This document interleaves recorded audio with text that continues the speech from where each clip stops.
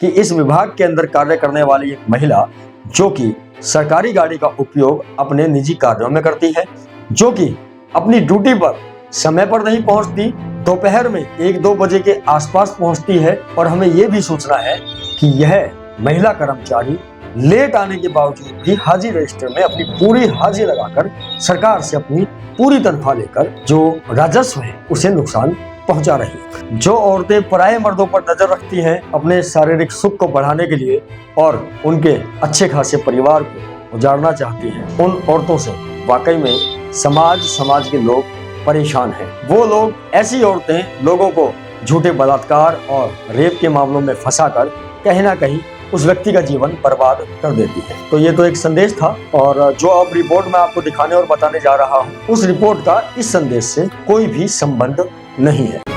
आप देख रहे हैं एटीएन न्यूज। दर्शकों, फरीदाबाद के अंदर एक विभाग है जिसे हम DIPRO कहते हैं और पूरा नाम अगर हम इसका कहें तो जिला सूचना एवं जनसंपर्क अधिकारी कार्यालय। इसका काम होता है कि जिले के अंदर जो है लोगों से जनसंपर्क किया जाए और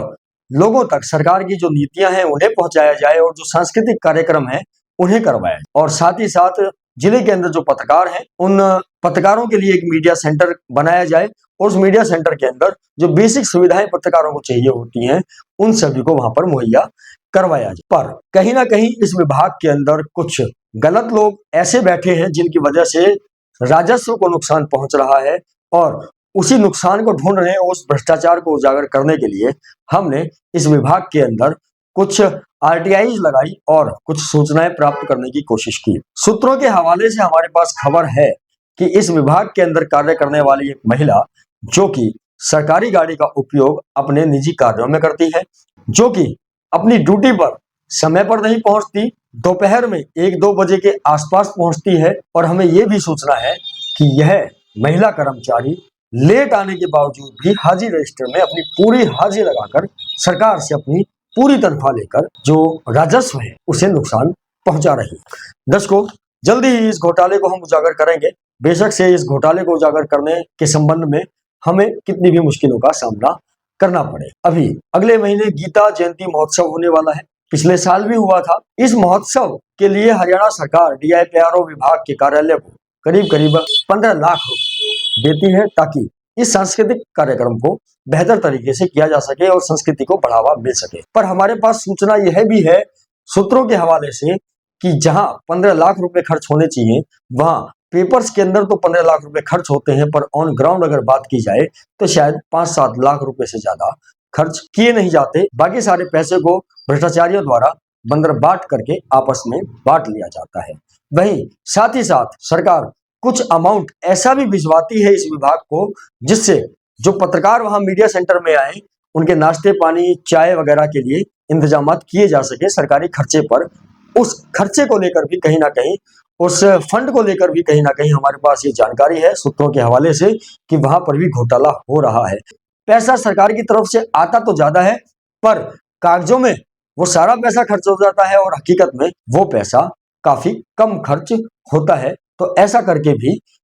जो इस विभाग के कुछ कर्मचारी हैं वो घोटाले में लिप्त हैं। दर्शकों, हमने 2 RTIs लगाई और RTI लगाने के बाद अब हमें कहीं ना कहीं इस विभाग के कुछ कर्मचारियों के द्वारा अप्रत्यक्ष रूप से धमकियां भी मिल रही हैं कि या तो अपनी RTI का जवाब मत मांगो, अन्यथा हम आपके ऊपर झूठा मुकदमा भी दर्ज करवा के आपको फंसा देंगे। तो मैं उनको बता दूं कि ऐसी झूठी शिकायतें और झूठे मुकदमे की जो वो बात कर रहे हैं तो वो कोशिश कर लें, क्योंकि सच उजागर होकर रहेगा और सच को उजागर करने से आपकी ये जो झूठी शिकायतें या मुकदमे हैं वो शायद हमें रोक नहीं पाएंगी। और क्योंकि सरकारी पैसे का इस्तेमाल उन्हें उसी प्रारूप में करना चाहिए जिस प्रारूप के लिए वो सरकारी पैसा खर्च करने के लिए दिया गया है, ना कि उसकी बंदर बाट करके अपनी जेबों को भरने के लिए दिया है। हमने पूछा है, पिछले 5 साल का रिकॉर्ड पूछा है कि भाई ये जो गीता जयंती महोत्सव हुआ है उसके अंदर जो भी खर्चा हुआ उसके क्या बिल है क्या नहीं है,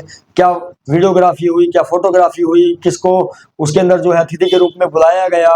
मतलब किसको कितना क्या दिया गया, क्या लिया गया, वो सब सारा पूछा है। साथ ही साथ हमने यह भी पूछा है कि जो ब्रेकफास्ट डिनर मतलब मैंने ये भी एक सूत्रों के हवाले से पता करने की कोशिश की है कि कर्मचारी जो हैं जो डिनर ऑर्डर करते हैं, सरकारी खर्चे पर ऑर्डर करते हैं और उसे अपने घर पर ले जाते हैं। यानी कि इन लोगों को जो तनख्वाह मिल रही है उससे शायद इन लोगों की इतनी बचत भी नहीं हो पा रही कि ये अपने ही खर्चे पर कम से कम डिनर तो कर सके। ये बड़ी एक छोटी सोच जो है कहीं ना कहीं इन सरकारी अधिकारियों की और सरकारी पैसे को इस तरह से दोहन करने की, ये वाकई में एक चिंता का विषय है। और उसके लिए अब हमने अपनी आवाज बुलंद कर दी है और छोटे से छोटे अधिकारी से लेके बड़े से बड़े अधिकारी सीएम पीएम तक भी हम इस चीज को लेकर जाएंगे कि डीआईपीआरओ कार्यालय फरीदाबाद के अंदर हो रहे घोटालों की जांच हो। अब ये जो एक महिला है वहां अकाउंटेंट है वो शायद, जैसा कि मुझे पता लगा है, और वो करीब 2 बजे आती हैं अपने ऑफिस के अंदर, जबकि उन्हें सुबह जो समय निर्धारित है सरकार का 9, साढ़े 9 या 10 बजे का वहां तब उस वक्त आना चाहिए।